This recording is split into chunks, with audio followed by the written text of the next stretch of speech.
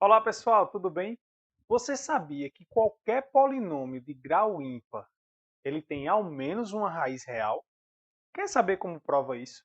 Então fica comigo até o final dessa aula. Roda a vinheta.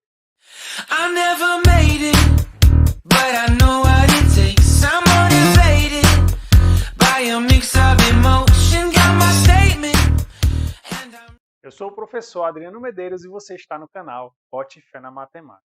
Então olha só, o resultado que vai nos garantir que qualquer polinômio de grau ímpar ele tenha ao menos uma raiz real é o teorema do valor intermediário. E esse teorema do valor intermediário ele diz o seguinte, ó, que se a gente tiver uma função contínua, tá, definida aqui no intervalo fechado, e se a gente tiver um valor L aqui, né, ó, que está entre o f de A e o f de B, né, eu estou colocando aqui porque a gente não sabe quem é maior, né, f de A ou f de B. Mas, digamos, L está entre esses dois valores, então existe ao menos um elemento aqui nesse intervalo, de modo que o f de x seja igual a L, né? Intuitivamente é bem simples da gente visualizar isso, né? Porque quando a gente tem uma função contínua, é justamente que ela não tem buracos, né, no seu gráfico. Então, por exemplo, se você tem que f de A é maior do que L, que é maior do que f de B, então obrigatoriamente, né, ó, ela vai ter que passar aqui pelo valor L em algum valor x entre A e B, tá certo? Então é isso que o teorema está dizendo. Beleza, professor, é razoável, né? Bem razoável isso. Mas como é que a partir disso eu garanto isso que você falou, né? A existência de raízes, né? Aí basta a gente observar o seguinte. Digamos que eu tenho aqui, ó, que f de A e f de B, eles têm valores distintos. Ou seja, se eu tiver o seguinte, ó, que f de A, por exemplo, é menor que zero e f de B é maior que zero. Bem, então obrigatoriamente, né, se essa função é contínua, vai ter que existir algum valor entre A e B que passe pelo zero, né? Porque a função é contínua. Ó, só para vocês visualizarem, vamos fazer o gráfico aqui. Eu estou com a função que ela faz isso. Então, digamos que aqui seja o A, digamos que aqui seja o B. Né? Então, pelo teorema do valor intermediário, vai ter algum valor aqui, x0, que atinge o valor em que a função é zero, ou seja, que toca o eixo x. Tá bom? Então, a consequência direta do teorema do valor intermediário. Ó, vamos só ver o que acontece aqui, né, nesse exemplo. Então, digamos que eu considere aqui a nossa função, ou seja, nem falei, né, mas o que eu quero garantir é a existência de ao menos uma raiz real para esse polinômio de grau 3. Tá? Será que essa equação tem ao menos uma solução? Seria uma outra forma de perguntar. Então, para isso eu vou fazer o seguinte, ó, considere f de x para ser x3 menos 4x mais 8. É um polinômio, então é contínuo, né? Beleza. Agora observe o seguinte. Você tem que f de zero vai ser zero ao cubo, que é zero. 4 vezes zero é zero, vai sobrar 8. Né? Esse aqui é um valor positivo. Agora vamos calcular f de menos 3. Tá? F de menos 3 vai ficar menos 3 ao cubo, dá menos 27. Aqui vai ficar menos por menos é mais. 4 vezes 3 é 12. Mais 12. Mais 8. Né? Então aqui vai dar 20 menos 27, que dá igual a menos 7, que é menor que zero.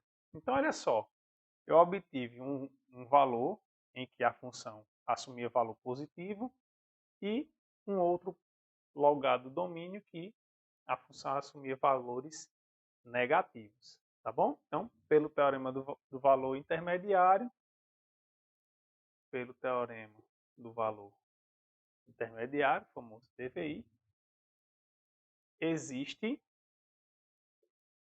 um C pertencente ao intervalo aberto, ó, menos 3, 0, tal que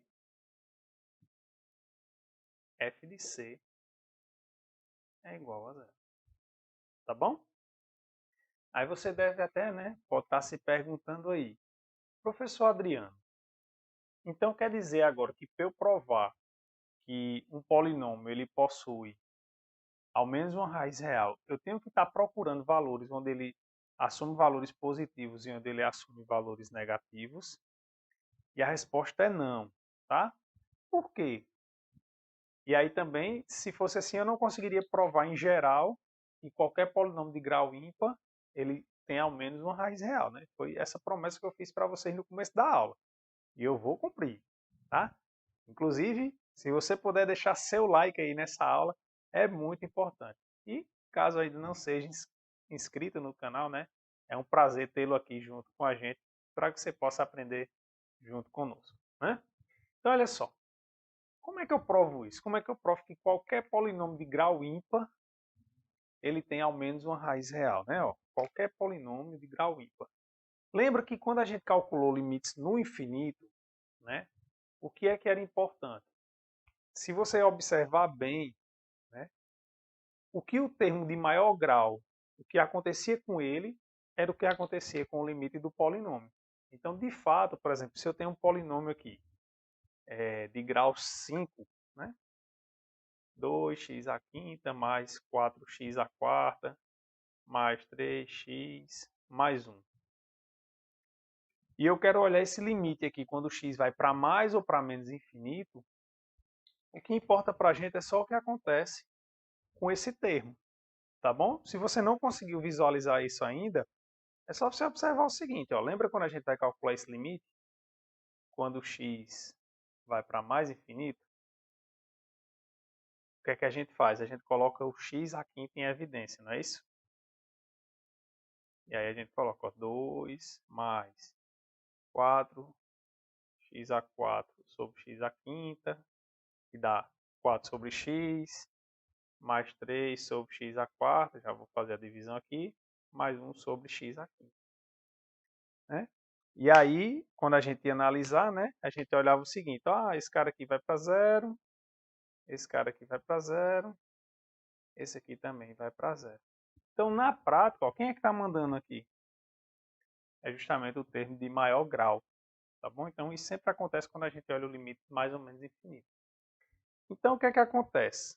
Quando eu pegar aqui ó, um polinômio de grau ímpar, então o que importa para mim é isso. Ó, limite quando x tende a mais infinito de x elevado a k, isso aqui é quem? É mais infinito. E limite quando x tende a menos infinito de x elevado a k, isso aqui é menos infinito. Tá bom? Quando k é ímpar, né? K ímpar.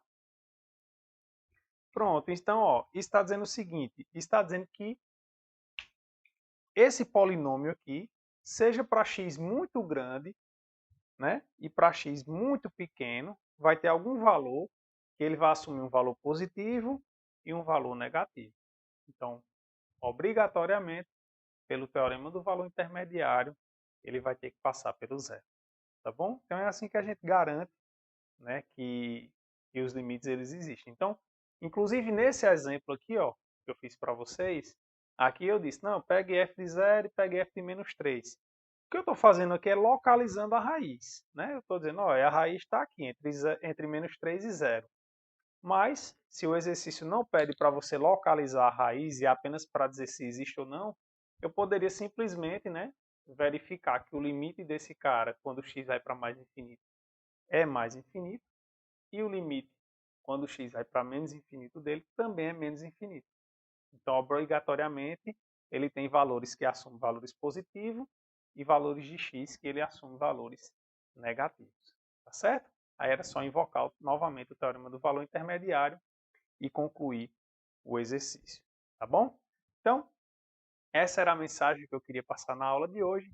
Qualquer dúvida, você pode deixar aí nos comentários. Eu teria o maior prazer em ajudar. Forte abraço, fiquem com Deus e até a próxima.